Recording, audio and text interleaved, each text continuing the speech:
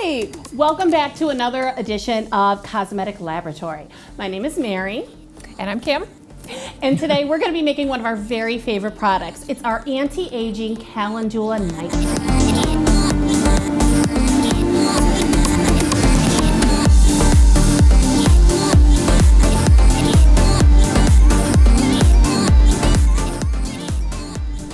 So what we've already pre-done for you guys at home and at school is start at the water. So we do always start with our water phase when we're making it a two-step process. And we started with 320 grams of distilled water, which has a nice little boil to it. So Mary, if you want to go ahead, she's going to add in our calendula, also known as calendula, flowers, because we're going to create a hydrosol for this. So Mary, do you want to tell our friends what a hydrosol is? Sure. Hydrosol, think of it as almost like a tea, but we're extracting all of the water phase components out of our botanicals. What's great about calendula, it is very anti-aging. It brings down irritation. It brings down redness. It's very soothing to the skin. And it also has a lot of really great amino acids, polysaccharides, everything that your skin needs to be nourished, especially if you're concerned about fine lines and wrinkles. Which makes it an awesome ingredient for us to be adding in. So with this hydrosol, we are actually focusing on letting all of those be dispersed with that hot water. And I do want to mention that we did let this boil for a full 20 minutes first, just to make sure there's no residual bacteria, anything else, and we have it up to temperature. Very much like a tea, everything has a different temperature point. You know, when we start to look at our green teas, they tell you to steep them at about 180 degrees. When we're talking about our black teas, they want a full 212. So we are definitely in that range here to really open up and release and get all those benefits. There are a few things besides the double boiler setup that you're going to need. So Mary, can you tell us what else we're going to need to be successful today? Of course. There's going to be some hardware you're going to need. So the most important thing is you're going to need a stick immersion blender to help really fully emulsify the product towards the end of the creation. But you're also going to need a way to sieve out or filter out your calendula flowers. Now, I have it set up into a funnel with using just a plain ordinary household coffee filter into a beaker, but you could also put it into a cereal bowl, any vessel to hold it, just so we can really make sure we filter out all of the solid matter of the flowers. And then of course we'll need, like Kim said, a double boiler, some hand sanitizer, and then of course all of our ingredients that we're going to be talking about as we make the product. Okay, it looks like we are moving right along here. With this first stage, you can actually start to see in through this pot, you're starting to see all of those discolorations, and you're starting to see the oils somewhat separate. If we look around the edge of the pan, you can start to see all of that seeping into that water. And we want to make sure that we don't boil it so long that we lose the hydrosol properties as well. So we're going to go ahead and turn that down. I'm going to hand that off to Mary and step out of her way here. And we're just going to first start it very slowly just to make sure that filter falls in place. And we are going to filter out all this loveliness. And it might be tempting to leave flowers in the pot, but we want the gravity to really help pull every little bit of that hydrosol out of our plant matter. And we have plenty of time to do that because now we need to prep our double boiler. Okay, so we will see you as soon as this hydrosol has done, and we're going to clean things up and get ready for the oil phase portion.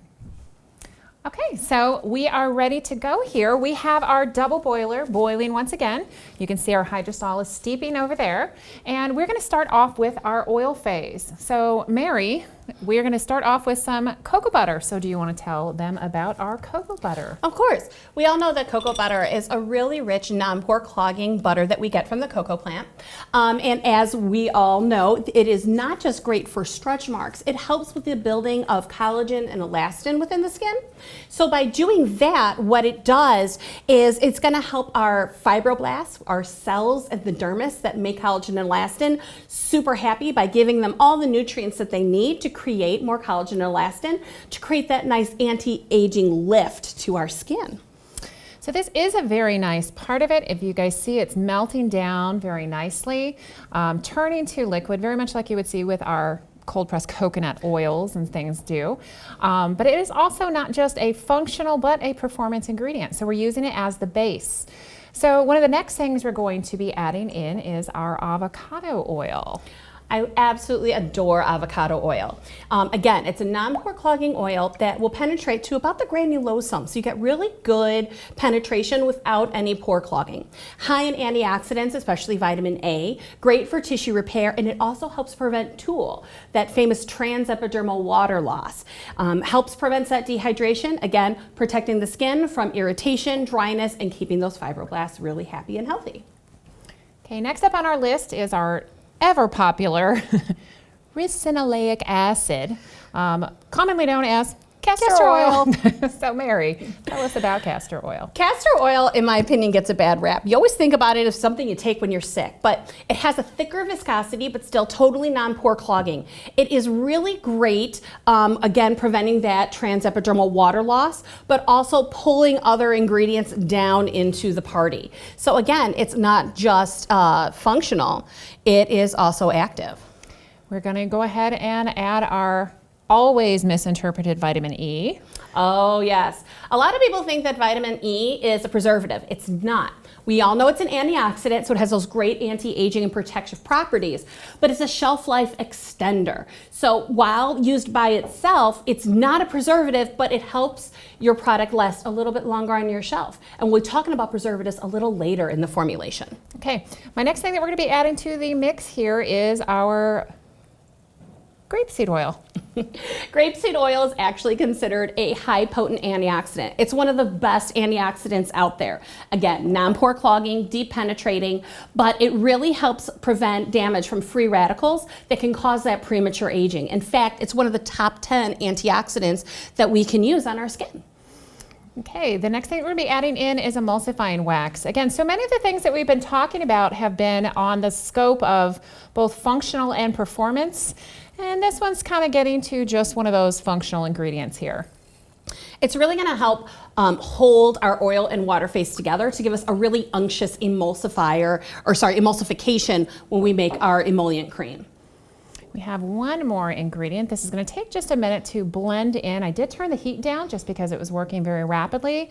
We need to make sure we stay at temperature, but don't go above temperature because, again, we need to make sure that we maintain the nutrients and the benefits of those products and don't overcook them. Okay, so stearic acid goes in next. Stearic acid, another great emulsifier that is in there. A little goes a long, long way. A lot of people think acid and they automatically think exfoliation, but as you guys know, acids do so many things because it's not the fact that it's acidic and where it's on the pH scale, it's really what that chemical is meant to do. Okay, so at this point you can see that our solution has turned nice and clear. Everything has melted down really nicely. So what we're going to do is turn down the temperature and start cooling this off a little bit. We're somewhere around 180 to 150 at this point. We actually want to remove it from the heat so we can get it down to about 120. So we know one of the coolest ways to cool something down, take that heat off and really just introduce air to this. As we cool this down, we're going to be able to start to add that hydrosol to it. So we'll be back with you as soon as we get down to temperature. So welcome back. We have now gotten to the point where our oil mixture and our oil base is at temperature. Again, as we add the additional ingredients to it, it would really destroy the benefits of the Optifen, which is going to be our preservative, as well as killing off some of the natural benefits that we have from that hydrosol. So it's very important, just like if any of you have ever made candy, that we really follow those instructions and get that to the right temperature so those products actually blend together. So Mary's going to now show you taking our hydrosol and measuring that out so we can go ahead and start blending and whipping up the rest of our product. So Mary. Thank you. So I have my hydrosol here. And it has come or cooled down to temperature because, again, we need to make sure that we have a really great emulsification process. And I actually have a beaker that I'm going to pour into because I need 280 grams of our hydrosol. So I'm going to measure this out on our scale.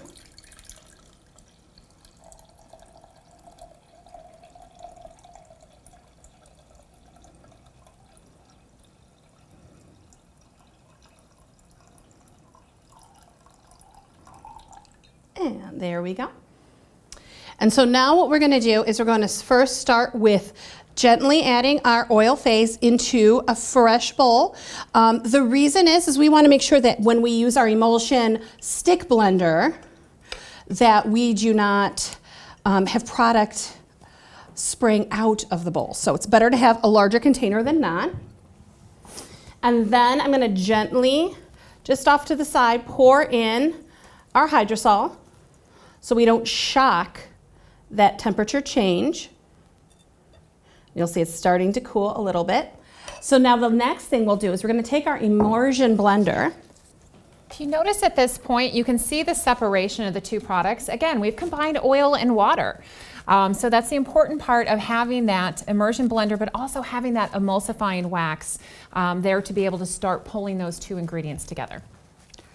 So I'm going to first pulse it on a low speed just to get that emulsion wax starting. And once it starts to thicken,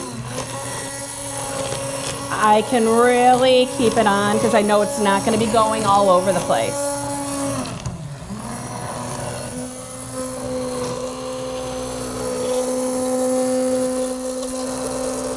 I'm kind of angling my immersion blender a little bit so I can almost create a tornado in there to make sure we have a really good cohesive cream. And now that she's gotten those two products added, it has also brought down the temperature of what we're doing. So this is the time that we'll be able to add our glycerin to this. So this is a vegetable glycerin. So again, we're going to be able to add this in. If you add this too early, you're going to destroy the benefits and you're actually going to water down this product. It's going to break apart. And then the other thing that's going to be important for us, Mary did say that we put vitamin E oil, which we know can actually help extend the life of a product. But because we did start with the water phase, we all know that water can harbor bacteria and become an issue. So anytime you are working with a water-based product, you always want to add some sort of an actual preservative. So we are using Optifen, which is a natural preservative.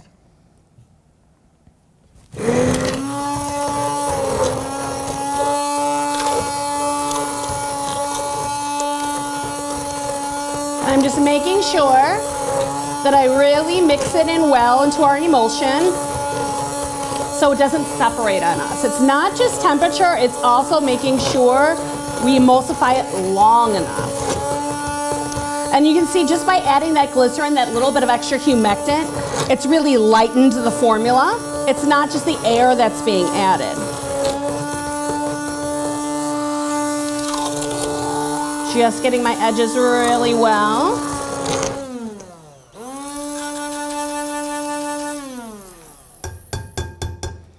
And pop this on my towel. And you'll see we have a beautiful, luxurious night cream. Now this is still warm. So as it cools, it's gonna get even more thick and more luxurious as it works. So as it cools, I would give it about 20 minutes to really come down to room temperature before I bottle it or jar it. And then once it's to temperature, we can jar in our sterile little jars for use. Sounds wonderful. Thank you guys so much for joining us today.